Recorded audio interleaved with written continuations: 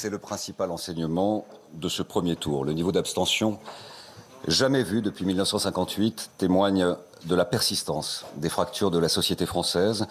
Ces fractures s'étaient exprimées avec force au premier tour de l'élection présidentielle. Elles ne sont ni oubliées, ni effacées, encore moins dépassées ce soir. Au premier tour de l'élection présidentielle, près d'un Français sur deux était prêt à choisir des solutions radicales. Au second tour, 16 millions de Français, par l'abstention déjà, et par le vote blanc, ont refusé de se prononcer entre Emmanuel Macron et le Front National. L'abstention s'est amplifiée, elle est extrêmement préoccupante. De nombreux facteurs ont certainement joué.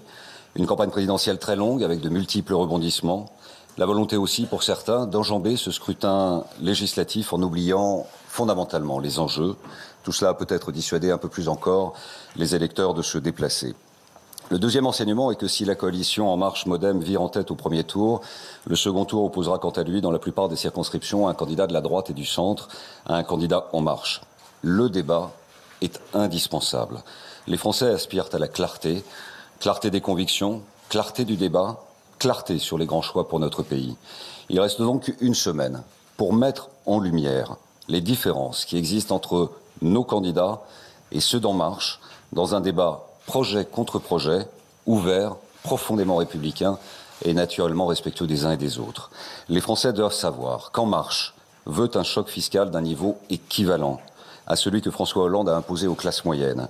La hausse annoncée d'1,7 point de la CSG, soit plus de 20% de cet impôt, va toucher puissamment les retraités, les fonctionnaires, les artisans, les commerçants, les agriculteurs, les indépendants et les épargnants. Nous ne pouvons plus accepter de hausses d'impôts aussi spectaculaires qui menacent d'étouffer notre économie.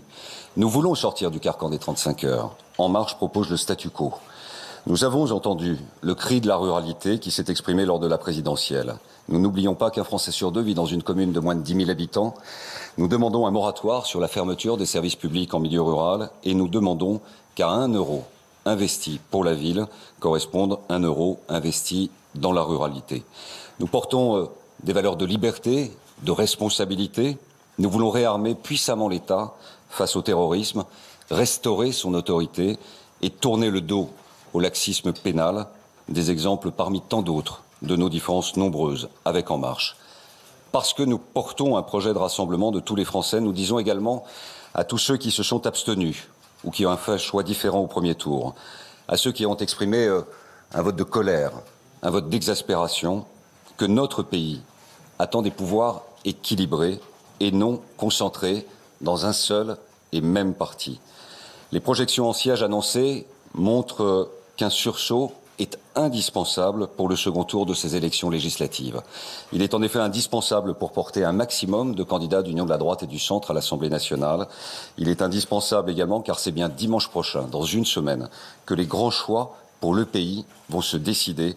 La mobilisation de tous est impérative afin d'éclairer le plus et le mieux possible les Français pour les 5 années à venir.